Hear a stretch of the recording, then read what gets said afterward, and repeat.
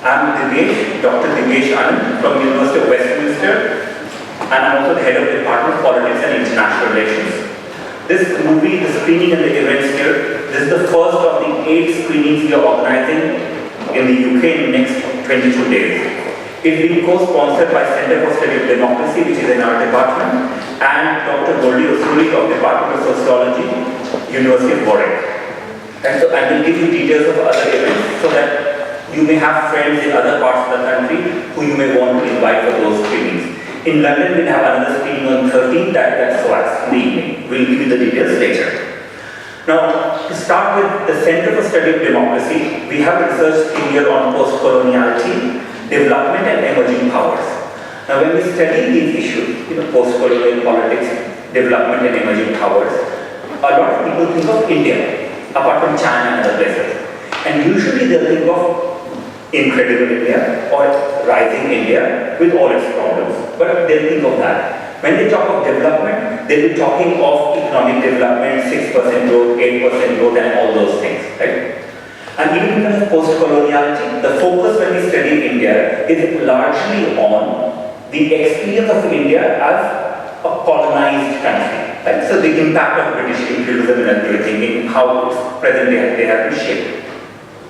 But at Center for Study of Democracy, when we are studying these issues, we do cover those aspects, but more crucially, we also look at the ways in which there is a strong state-people disconnect in South Asia, for instance. Right? So there's always often a tension. Of course, we can talk of other places, but our focus is, for instance, on Kashmir. There are 2 of us, and it's very rare for any UK university to have 2 academics working exclusively on Kashmir. One is myself, and second is Dr. Natasha Paul, who's sitting there. We both of us, in our own ways, look at Kashmir, but not in manner, which is seeing Kashmir as a conflict between 2 nation states, India and Pakistan. The dominant way in which Kashmir is seen is a dispute between India and Pakistan. So almost like is that they are properties of India and Pakistan. So India makes a claim that Kashmir belongs to it. It's an integral part of India. Pakistan also makes similar kinds of arguments, right? But in both these contexts, more so when it comes to India than Pakistan, what we find is generally a denial of right to self-determination of Kashmiris, where Kashmiris as people are usually ignored, not usually, often or almost ignored. And the way when we are trying to study Kashmir, and when we have done events in the past, Ms Parveena Ahangar, one of the speakers today, she was here 2 years ago also, in the same venue. The reason we do events in Kashmir is partly to remind ourselves, remind the UK, and remind the wider world that talking of a dispute in terms that deny human agency and that deny people is not acceptable. Right? So that's what we tend to argue. In our own work, we look at the ways in which Kashmiri bodies, in terms of bodies, physical bodies, but also historical bodies, Kashmiri history, Kashmiri culture, that have been colonized by the states in the region. Right?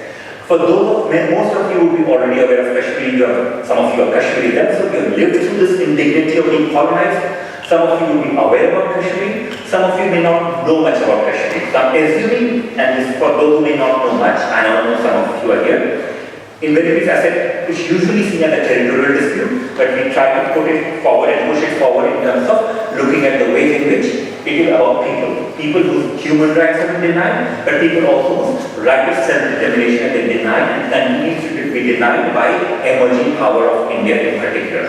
Right? But one practice, and I want to talk about, and this is the event today, is connected to enforced disappearance. Enforced disappearance is another name which is involuntary disappearance. Right? So it's about disappearance that's forced upon people, forced upon human bodies. Now, United Nations is very clear that it's illegal. It is against international law. So it's not only inhuman, it's also illegal. Amnesty International has defined it in very simple terms. It says, the legal term may be clunky, enforced disappearance, but the human story is simple. People literally disappear from their loved ones and the community. When state officials or someone acting with state consent grab them from the street or from their homes and then deny it or refuse to stay where they are, it is a crime under international law. That is enforced disappearance. And as you can see, the victim of enforced disappearance, and Kashmir has approximately 8,000 to 10,000 people who have been disappeared by the state. The victims of enforced disappearance are not only the people who have been disappeared, but also the families. And I will not go much into detail because of course the movie is partly going to cover that. Today we have got two very important people, Parveena Ahangar. Parveena Ahangar here, and when she comes on stage later after the movie, I will introduce you later properly to her. But Parveena Ahangar is the chairperson of the Association of Parents of Disappeared Persons. This is the main body in Kashmir that works for the victims of enforced disappearance. But they do more than that. I've had the privilege of interacting with her for more than 2 years. And I've noted that it's not only about victims of enforced disappearance, but victims of torture, victims of all kinds of indignity that people have to suffer in Kashmir. Right? But this is a key organization that sort of mobilizes people, brings people together, and through the vigil, they usually have a vigil on every 10th of every month. And that vigil is of victims and families of victims of enforced disappearance. Right? And that has been going on since 1990. Now, in terms of Parveena herself, she is not only an activist and human rights defender, but very crucially, she is herself a victim. Her son was one of the first person to have been forcibly disappeared by Indian state on 18th August 1990. And until now, we are not aware of what happened to him, but he remains disappeared. He is one of the first victims of enforced disappearance. Right? And she is also, apart from other things, she was nominated for Nobel Peace Prize. But as you know, Nobel Peace Prize usually goes to Barack Obama and their times. It doesn't often go to human rights defender, but she was nominated for that. I thought I'll let you know because necessarily if there are people who deserve Peace Prize because one, they're fighting for justice. They're fighting for justice in non-violent terms. I don't see anyone else who could be more worthy of that kind of prize. But anyway, she has also been recipient, she has been nominated for that. And we also have the documentary maker Iffat Fatima. Iffat Fatima is a prolific documentary maker, but I give examples of a few of the documentaries, and some of the documentaries, old documentaries are available there, the back for you to buy later, right? And they're for £5 each. But the current documentaries, for the first time it's available for sale, again it's for £10, which is a very nominal price. For you to take if you're interested, you could take that. But she's an independent documentary maker from Kashmir. Her films have included Lanka, The Other Side of War and Peace in 2005 on the history of overlapping conflicts in Sri Lanka. She has made documentary on the Kesar saga in terms of the storytelling tradition in the Himalayan region of Ladakh. She has made documentary in the realm of the visual on one of the India's most prolific and versatile artists and designer, Dashrath Patel. She has made a number of documentaries. I'm not going to go into detail on that, but a couple of documentaries that struck me was included Ethnography of a European City, Conversations Salzburg 2008-2010. The reason we mention this is because, as we know, in any kind of colonial, post-colonial context, often it's the non-white are not expected to ever make documentaries or do ethnography or write about the white places. And she's one of the rare artists who have done that. It's a very interesting documentary. But of course, and this is something she'll be talking about later, she has spent many years making this documentary. And I'm not going into detail of that. But apart from that, she has also written books. And in that context, we're very privileged to have both Parveena Ahangar and Iffat Fatima here. What we will have is the documentary that will be around 90 minutes, then a couple of questions from me to both of them, and then of course it's more for you to ask questions, to give your comments and interact with us. And apart from that, you'll find on your chairs two different postcards. Right? So I said there's this documentary that's available towards the end, you can buy it. Two postcards. Now one of the postcards, identify them, right? What we want is we have given certain questions, it's like questionnaire to you, very simple. Do you have an increased awareness of Kashmir issue after attending this event? So please do it after, right? And whenever I send an email saying please get your pen, you should have your pen. Please do that. And it's done by Golden Board. We wanted to clarify something that when you look at the questions, for some of you the questions will be quite basic. When it says, do you think Kashmir should have a say in negotiations regarding Kashmir dispute? Because of course they should have a say, I mean that should be an obvious thing. But the reason we mention this is because you know there's a deep ignorance about this issue in the UK.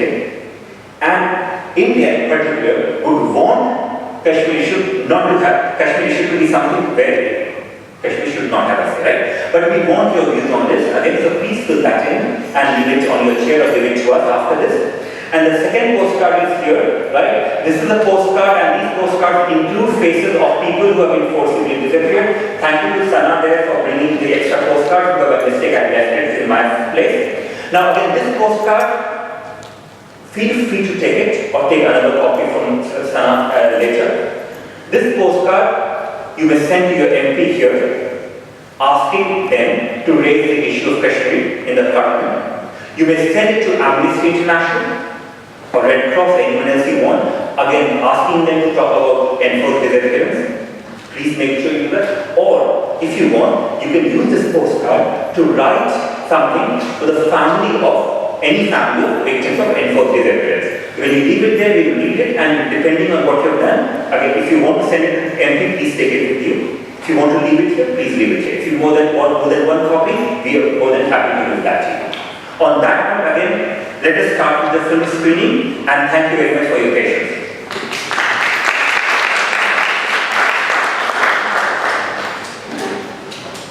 I mentioned is that this particular film was awarded, it got runners-up award at the South Asian Documentary Festival in Kashmir last year. And Parveena Ahangar, who is also known as Iron Lady of Kashmir, apart from other things, Parveena ji. Yeah.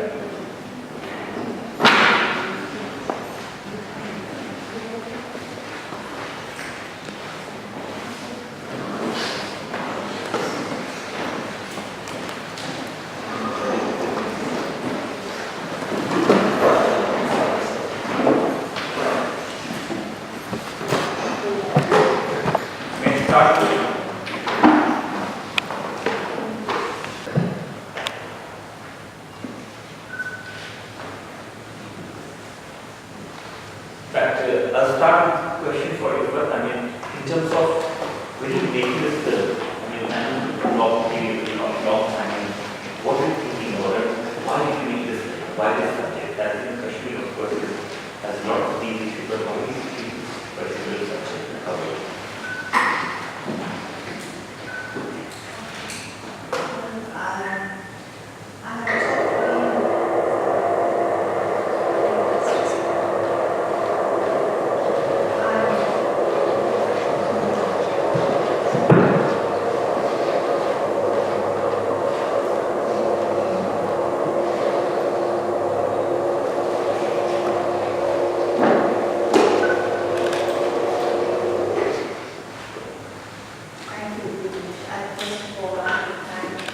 Westminster for organizing these screenings, and also all of you for being here and being a witness to this brutalization that is happening in Kashmir.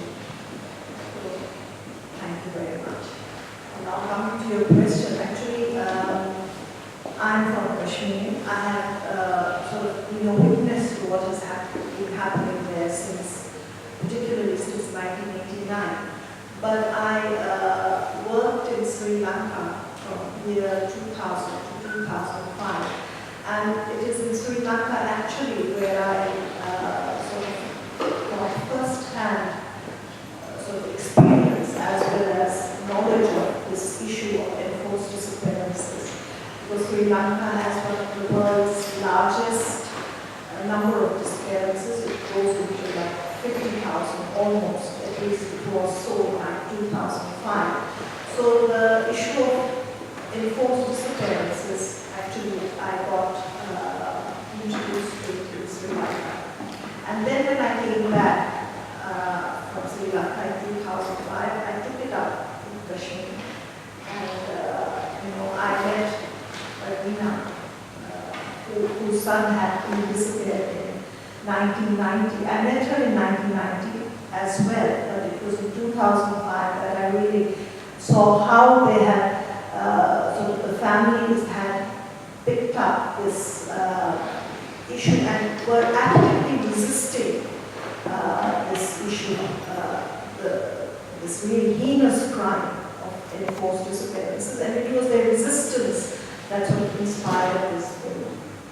But usually when we talk of these subjects, we often focus on suffering and suffering only, and in fact this movie does cover suffering very genuinely, but it also covers that active resistance. And in terms of when he started and when he ended the resistance, is this film, is it over and still, what do you hope to achieve out of it? What would make you satisfied as a movie maker in terms of politics of reception for this film? The film was never really over. I started this film in 2005, and it almost took 9 years to complete it. But especially documentary films are never really, it's a continuous sort of process that happens as you screen, as you open up the subject. And it's a question of witnesses. You get your audience to be witness to what is happening there. So it's a process of continuity. And politically, for me, this film is a film of resistance. And that's what I hope to get across, this resistance and sort of the politics of what is happening there. It's an issue which is there all over the world. Enforced disappearances is used as a tool of oppression, as a tool to suppress movements in large parts of the world, and it continues to be used. So I hope to bring attention to this issue as well as to what has been happening in Kashmir, since the context is Kashmir and the politics of Kashmir. Thank you. If I may switch to ask a couple of questions of Parveena ji, and I know you will translate for me. The first thing is, when did she realize that actually her son was disappeared or not missing? And what did she do after that?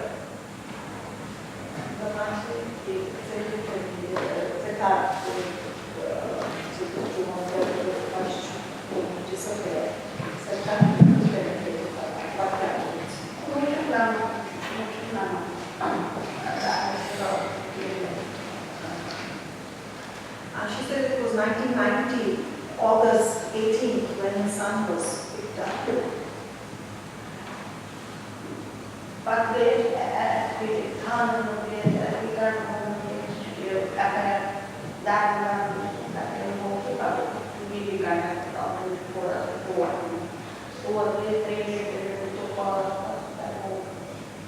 So it was a long struggle after that. She filed an FIR. She went to the police station, she went to radio station, she went to the streets, all to the army camps, and then they told her that he is in an army hospital. So she went to the army hospital and they gave her a pass there to go inside the hospital. She was given a pass by the police.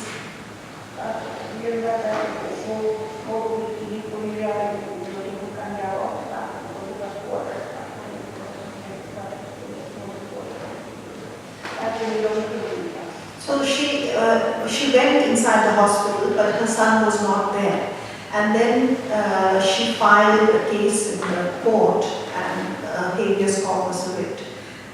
But till date, there has been no response. Actually, her case is one of the longest fought cases in Kashmir. She filed the case in 1994. 1994 was the case. 1991. She filed the case, and it's a case which has been through all the legal processes, investigation of whatever the court processes are, and the court has ordered a prosecution. But they have not, in what happens in Kashmir is that when the court orders a prosecution, you cannot prosecute in in spite of the court's order, you cannot prosecute those who are the army personnel who are held responsible, because there is this act called the Armed Forces Special Powers Act, which does not allow for prosecution of armed forces in Kashmir without the sanction of the central government, Indian government. And till date, not one single case, there are thousands of cases pending for sanction, has been sanctioned so far. So then, when they saw that, she said, I went through all these processes, and then even when legally she got no respite, then she started this collective movement in 1994, where she went around all over Kashmir through different sources. She got information about those who had been disappeared in different places, and sort of got them together, and started this collective movement against disappearances from 1994 under the Association of Parents of Disappeared Persons. So then they would collectively sit, demonstrate, sit in demonstration. And since 1994 now, it's about 20, how many years? 25 years. So they have been doing this regularly, every month, on the 10th of every month. They sit in a public park demanding information about the whereabouts of their disappeared family members. I mean, this must be one of the longest sort of sustaining public movements, at least in Kashmir, because it is extremely difficult to sustain a public movement in Kashmir, because there is tremendous duress, there is tremendous stress, but somehow they have managed to hold on, and the family members, there are about, I mean, the numbers differ, sometimes they are in hundreds, sometimes they are lesser, more, but they make it a point on every 10th of the month to come out in the public space for demonstrating and for demanding, for reiterating and sort of remembering their disappeared loved ones. In fact, one more thing is, in terms of for Javed, I mean, it's 18th August 1990, it's 25 years, 9 months, and around 18 years. Where does she derive her hope from? And so it's all question, right? How does she and the collective derive hope from? What goes in Bhutan, it's a kind of kitten shape, Himmathiva, the catching hope.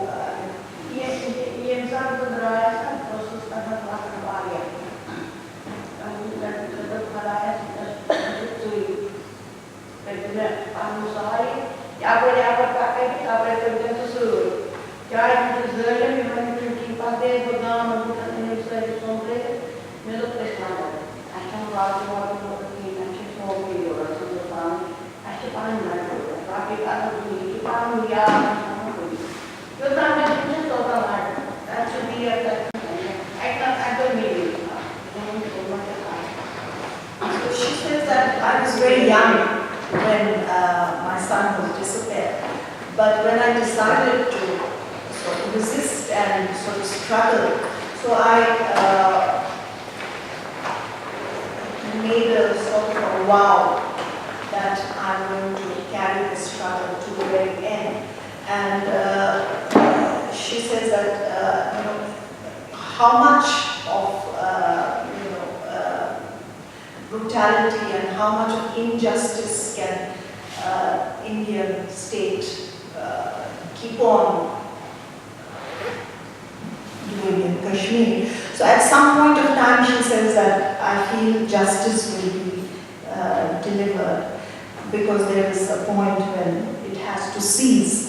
And she says, I have tremendous belief in God, and I believe that in God, that justice has to prevail. I have hope in God that it will at some point prevail. And that keeps me going. My hope and my faith is what keeps me going. Kashmir has no land. They must be I don't want the new generation, the young Kashmiris to, the same. This is a very, very deep grief and sorrow. I don't want it to be perpetuated, and it has to end. That's what we are struggling for. Besides the information about our loved ones, we are also struggling, and our movement is to put an end to this so that generations have been through this. We don't want our future generations to go through it as well.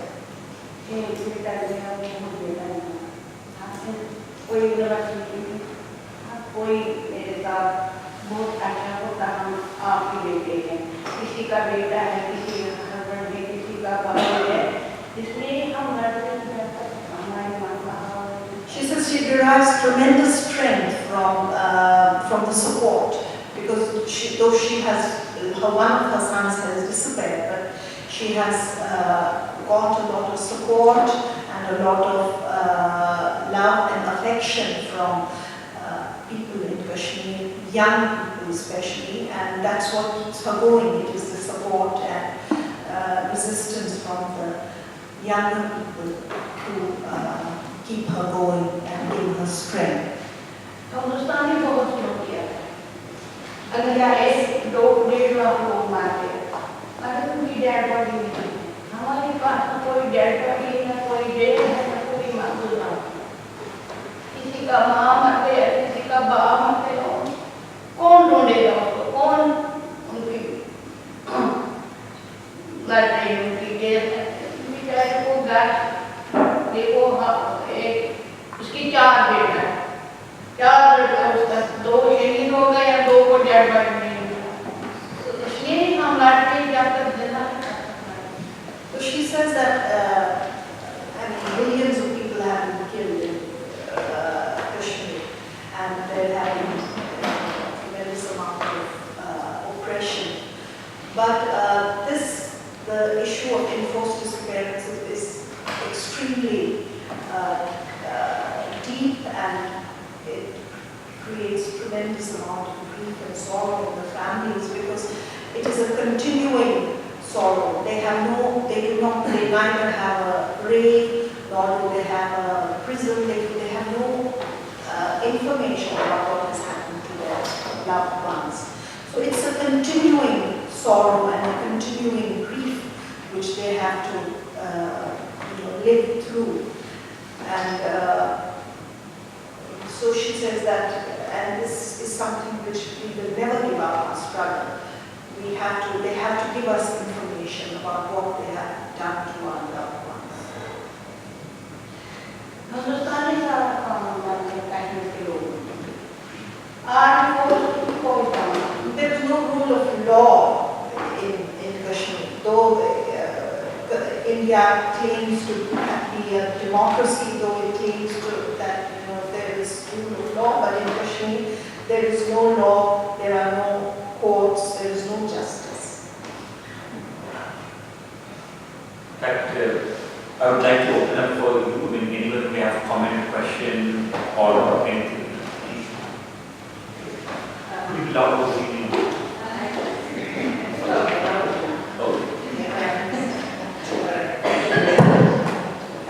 Thank you very much for the opportunity to witness what is happening in Kashmir.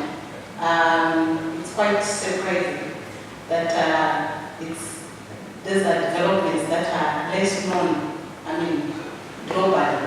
And I'm really heartened by the experiences that our fellow human rights defenders and different places are going through.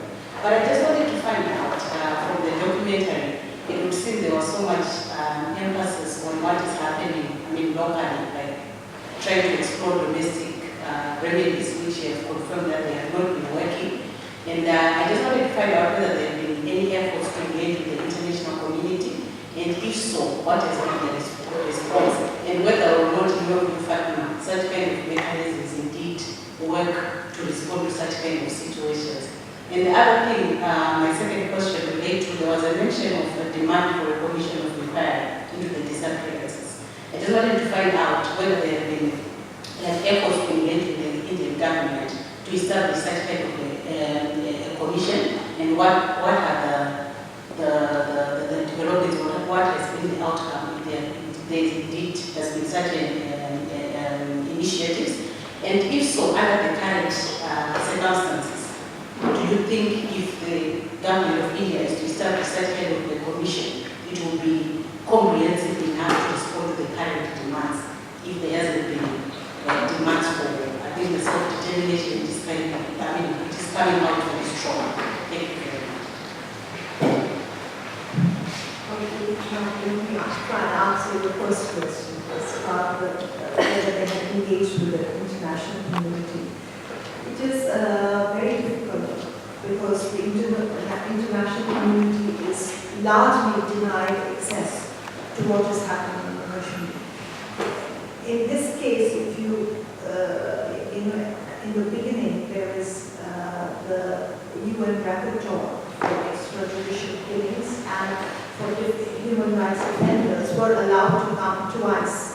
One was in 2010, and before that it was in 2011, I think, which was after a great deal of lobbying by human rights activists in India as well as outside India. They managed to come, and in their reports they have sort of very clearly brought out the issue of enforced disappearances and the need to address enforced disappearances, as well as to repeal this act, the Armed Forces Special Powers Act, which gives this complete immunity to the Indian Armed Forces in Kashmir.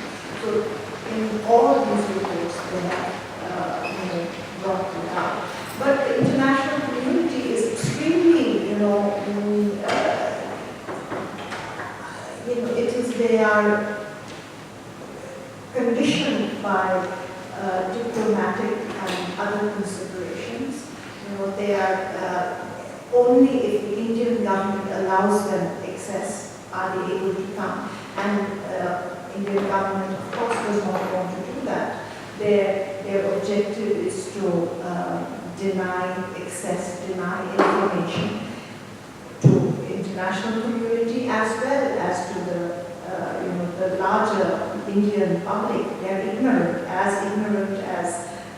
perhaps the international community about what is happening in Kashmir. When I have shown this film I have tried to take it around in India, it is completely, the response is that we don't know what is happening because there is total sort of blanket kind of silence around what is happening, and the media is also very much, the Indian mainstream media is very much part of that denial and that silence around the issue of Kashmir. It is it's made into a nationalist issue that Kashmir is part of India, and there is no opposition to that. But there have been efforts, like APDP has made efforts to engage with the UN, especially. The UN has the working group on enforced disappearances, and in 2006, Parveena went to Geneva, and she took 5 or 6 cases with her, which have been submitted to the UN, and they have, I think they have tried to engage the Indian government on some of those issues, but there has been no response whatsoever. Regarding the setting up of a commission of inquiry, there are regularly, besides enforced disappearances, extrajudicial killings is a very, very common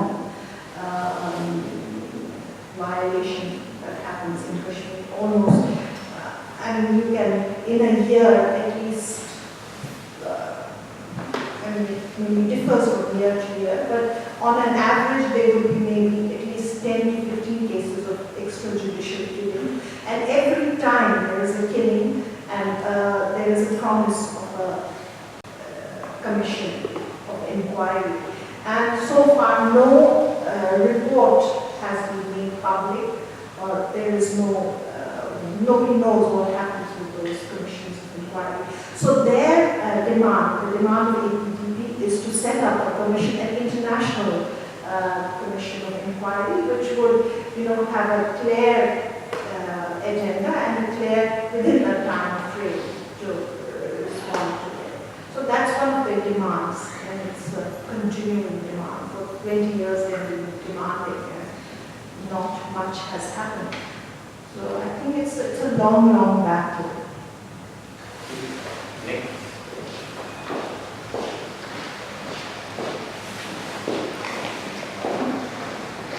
Iffat, thank you so much for this film. It's beautifully crafted and meditative, and I'm not sure one should use these words in a geeky subject. It's also very humbling to be in the presence of Parveena, and I wish dignified and steely struggle all the best. I just wanted to mention the Iron Lady of Manipur, Iffat and her fast unto death practically against ASPA, and I wanted to ask if there can be any solidarity in these kinds of movements that are resisting ASPA in India, particularly movements led by women, or are they just too fragmented to come together in any meaningful and effective way? Yeah, I think that's a very commendable struggle. It's an Sharmila struggle is an ongoing struggle, and ASPA is really something in the northeast. That's the Armed Forces Special Powers Act. There is tremendous resistance in the places where it is enforced. But yes, that movement is very, very fragmented. They haven't been able to come together. It is very difficult to do that. There is, especially say Kashmir, there is tremendous amount of politicization of these issues, and the Indian state is extremely powerful. And it's not just military power that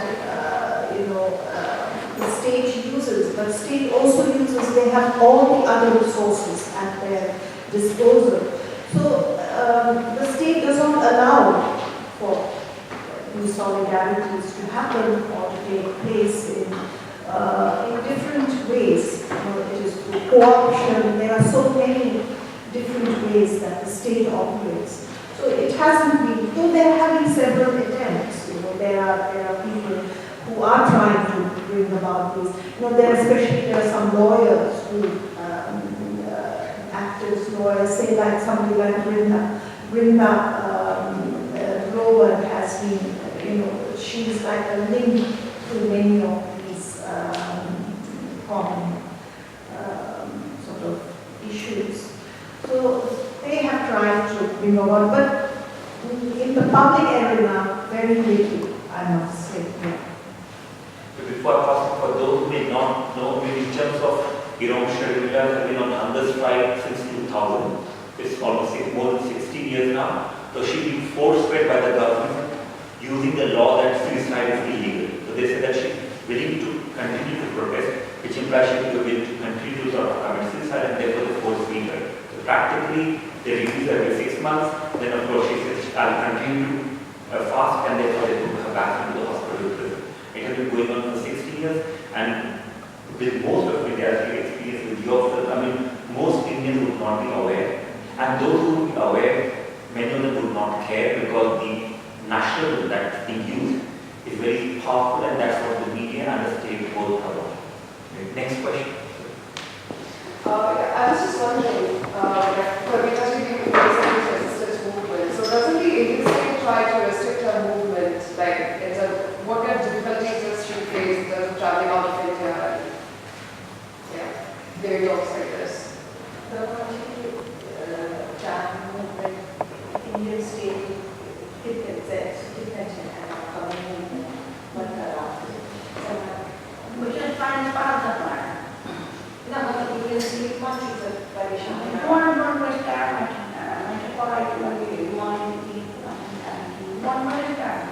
she says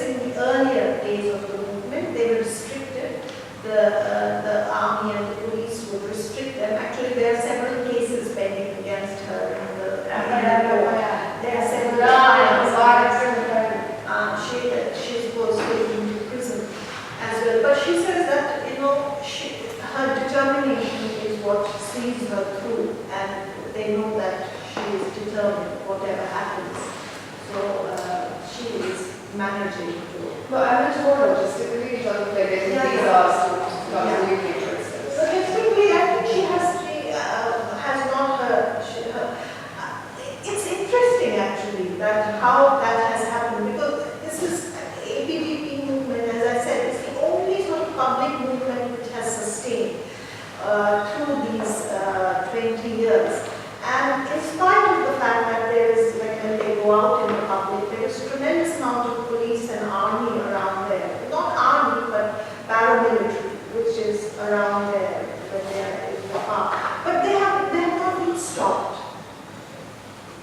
It's for whatever reason, they have not been, sort of their movement has not been restricted in the way other movements have been in Kashmir. Like most political leaders there, they are not allowed. They are all under house arrest.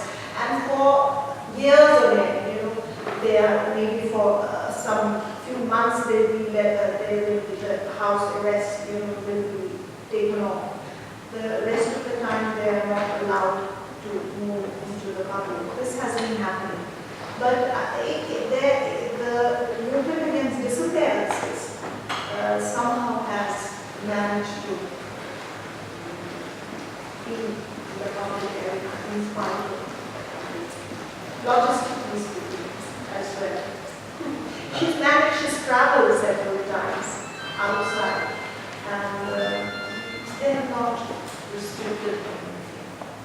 But the other way around was last year when we had the experience when she was coming to India 2 years ago, sorry, her visa was rejected.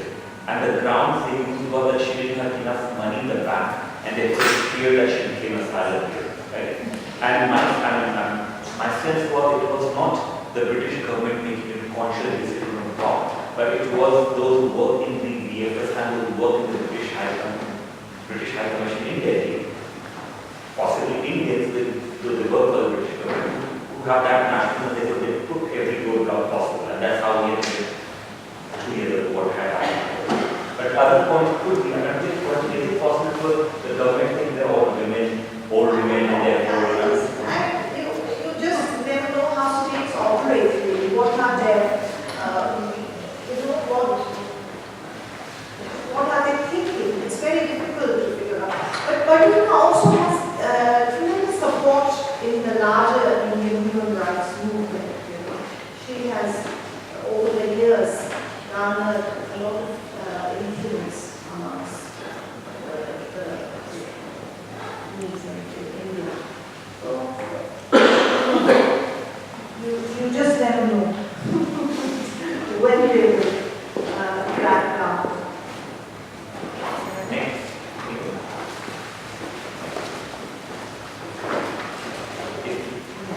Extremely powerful study university. And I want to ask, what is your experience of showing it around India? How easy was it, or how difficult was it to show them? I made this film it was completed in July 2015. It's been almost a year now. I have extensively traveled in India. I've kept an extremely low profile. It's sort of even the screenings, because I don't have a sense of clearance for the film, and I'm not going to apply for it. And for public screenings, you need censorship clearance. So I've generally had, very, very small, closed door screenings. People have come, students, institutions, and mostly I have had very positive response in the sense that most people have said that we do not know what has happened, and very positively sort of responded and been very moved. But one thing which has been a common thread through all my screenings, and I must have had at least 30-40 screenings. Out of 30-40 screenings, I can say maybe 20-25 screenings at least. I've always had 2 or 3 young people who have really sort of been extremely disturbed. And at the end of the film, they come to me and they And then they confess that their parents are in the armed forces and that they have been stationed in Kashmir. And they're visibly disturbed. I mean, they're hysterical, many of them. So that has been like a neat motif through most of my screenings. So, I mean, I had a screening in IIT Delhi, for instance, where the students were very responsive, but then there were some students who created a big sort of row. They said this is an anti-national film, it's an anti-army film, and they wanted to stop the screening. They asked the authorities to stop the screening, so there was some sort of, the films were screened though. But after the film was screened, that row continued, and that was just before the jail. There was, I don't know how many of you are familiar, but there was, India has been going through this trouble in this very, very radical university called Jawaharlal Nehru University, where there was an event on Kashmir which was not allowed, and then after that the students they had a bad time, and it's continuing. So that the JNU sort of event in some ways overshadowed that. It took over and then it was forgotten, but it did create quite a lot of problem within that campus, the university campus.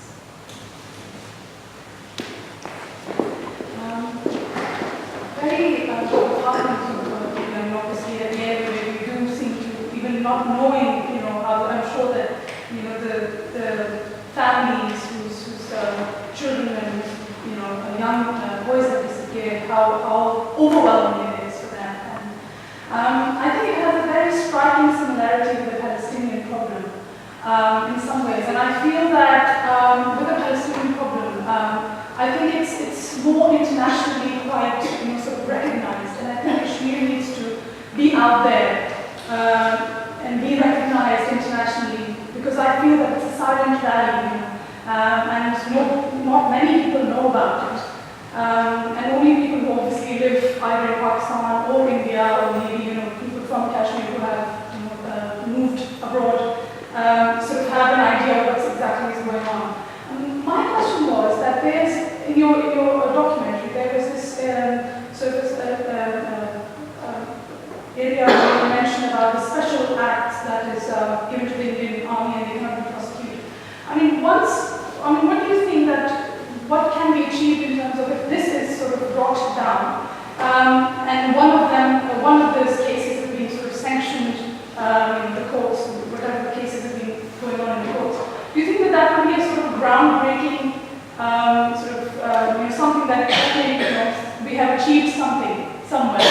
Because you do seem to feel that this is like a never-ending struggle, and it does go around, the courts, it does go through a proper procedure, but when it goes to the higher level, it sort of never, gets sanctioned. So do you think that if something like that on that level somewhere does happen, will that make a difference?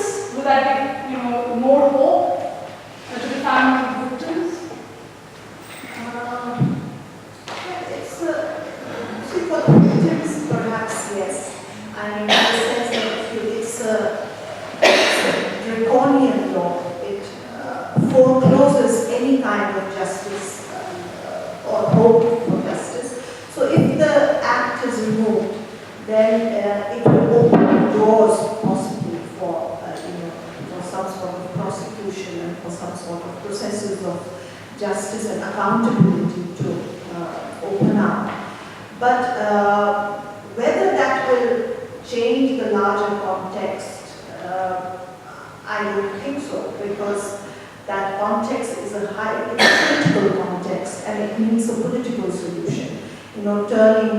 Making acts, these are all symptoms of that larger political problem which needs to be addressed.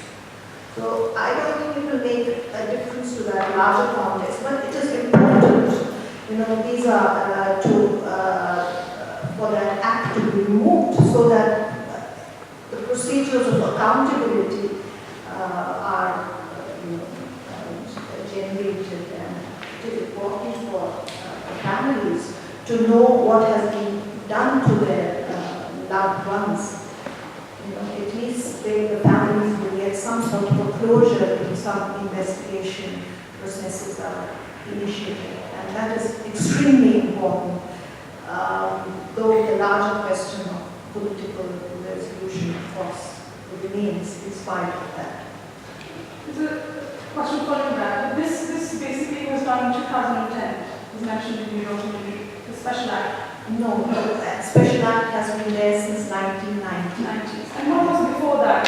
For instance, obviously some of the first ones disappeared. I'm sure that there must be many other cases, not similar to that, but in terms of, people just being taken from their homes and then maybe, just gone, So what had happened before, just for general information?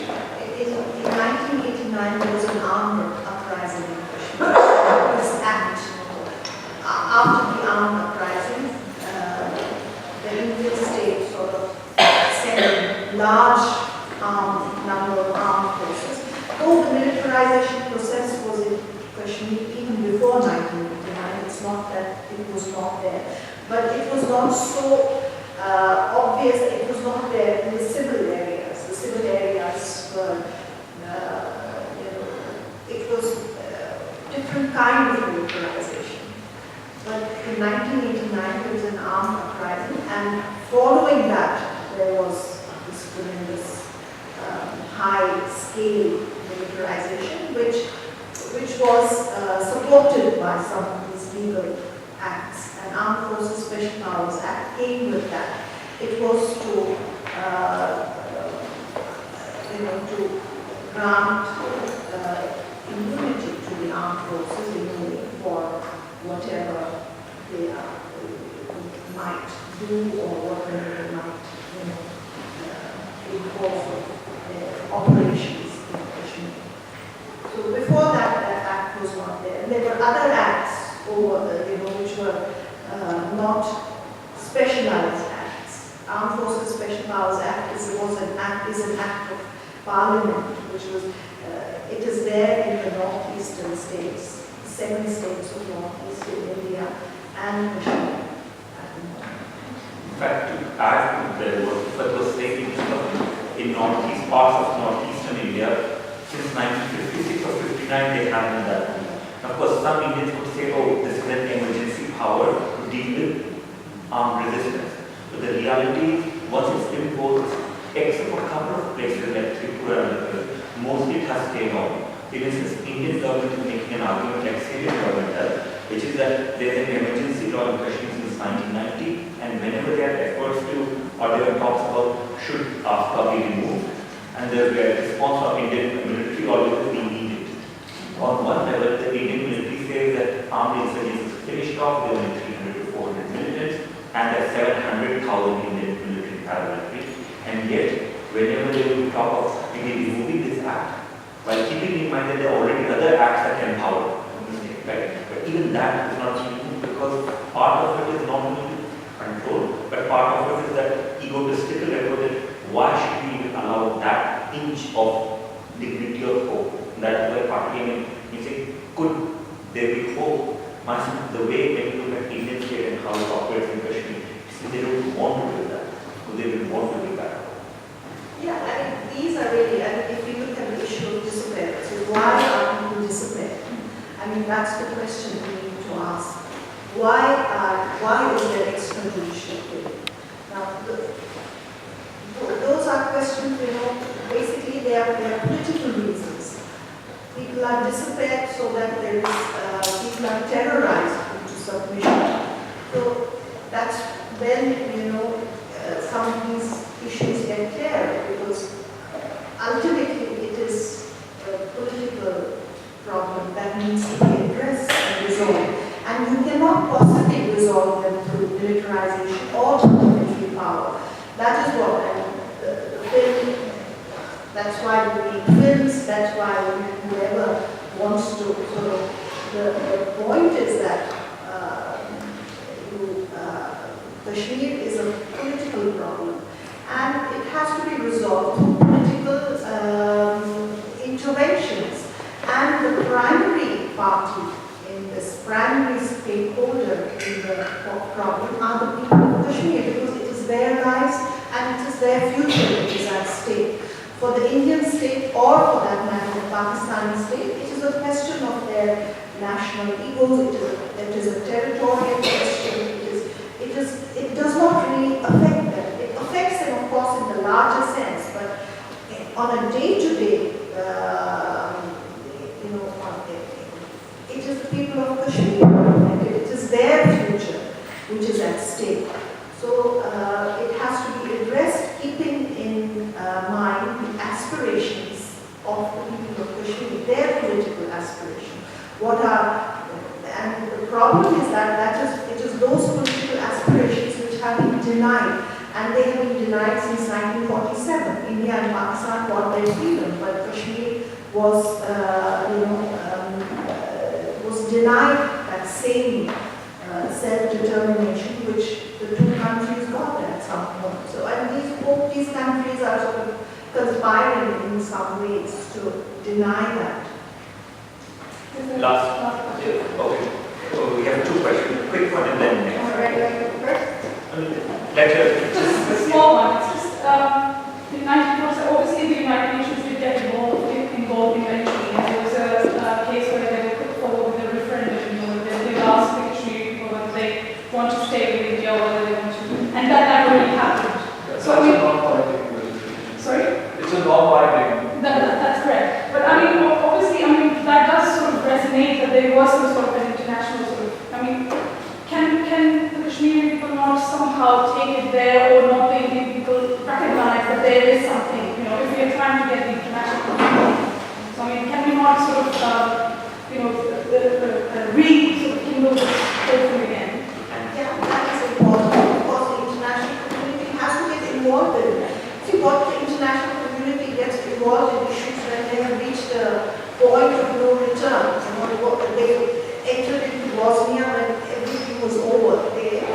So the international community has to be more proactive in situations where obviously there is a political deadlock and domestic remedies are not adequate. They are not. There is no motivation for India to resolve this problem. They have a large army. They have, it doesn't really affect them. Kashmir is a very, very small problem for the large Indian state. So they don't really care. So how does one motivate India and Pakistan to come to a point where they are prepared to negotiate with the people of Kashmir for a resolution which addresses their needs and their demands? That's what we need to sort of ask ourselves, and so it's a very important question. Thank you. Jean. Thanks for sharing such a great film with us and articulate voice for Krishnos. I have a question for Parveena. Since Parveena, you are really suffer from those issues, the terrible things, and also a film antagonist in the documentary film. So I was wondering, how do you feel about your own story and Krishna's stories when you become an audience of your own story? And the second question is also for Parveena. It is since it is a film showed in Kashmir and in Indian and in international circumstances like here. So have you achieved any support or any comments or any good experiences from the audience? How do you comment about your audience? Do you like the situation or circumstance like this? Thank you very much.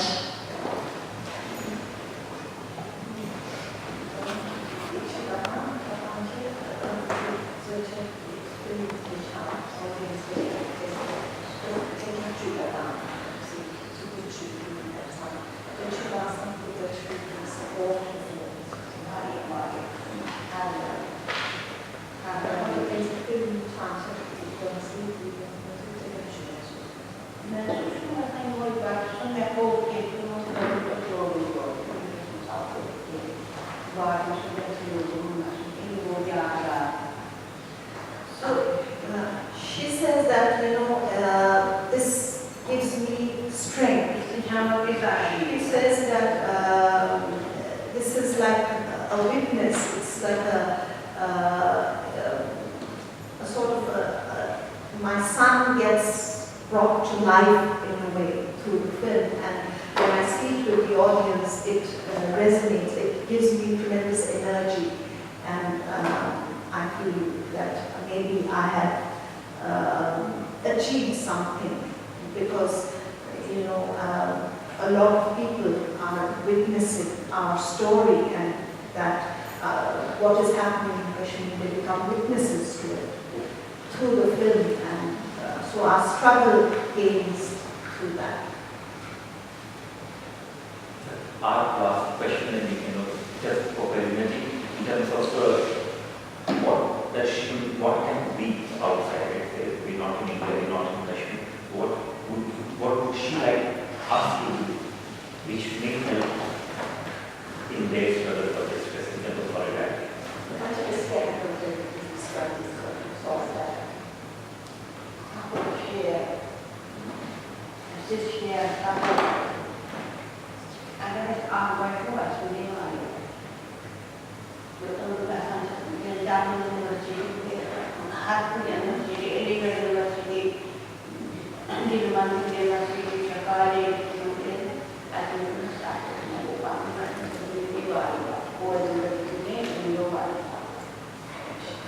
She says that I have traveled all over. I have been to universities. I'm an ex-student. So she says I feel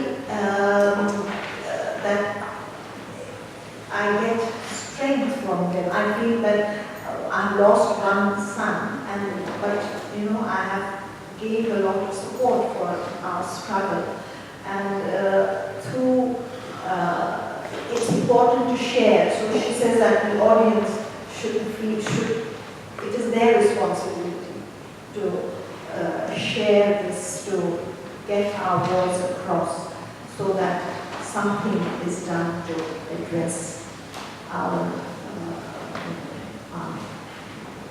this issue of disappearances, and so that it does not recur. The point is that we have to make sure that this crime, an end is put to it. It does not recur.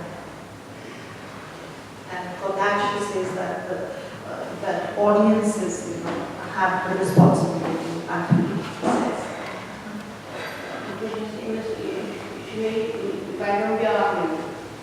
And so support them while they activities carry the home.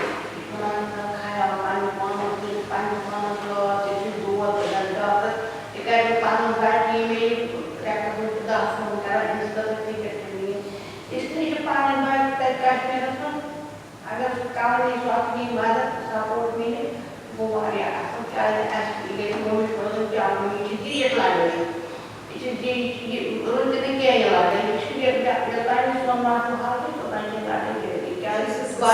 This is a long, ongoing movement. It's a long battle, and we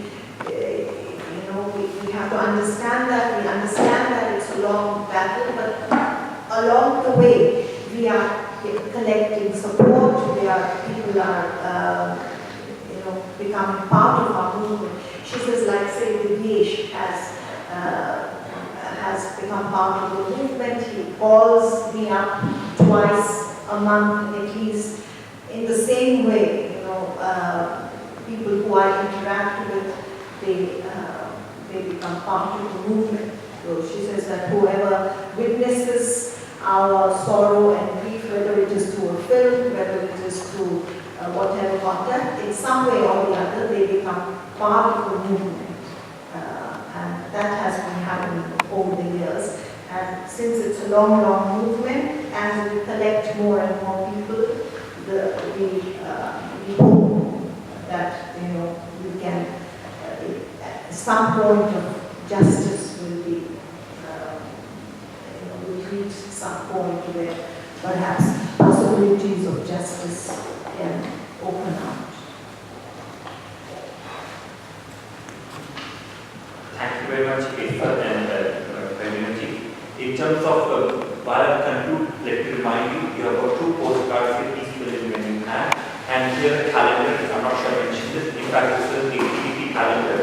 Now, in terms of the art copies there, we suggested donation is 5 pounds, 2 pounds, and if you don't have money, that's okay, just take one if you have, that's okay. But again, the purpose of this is to remind ourselves and remind others. So hope the least we can do is, of course, now to think about it more carefully, in more depth, but also speak about it and do whatever we can. So that's the least we can do. And on that note, let me thank, of course, the University for helping in co-organization of this entire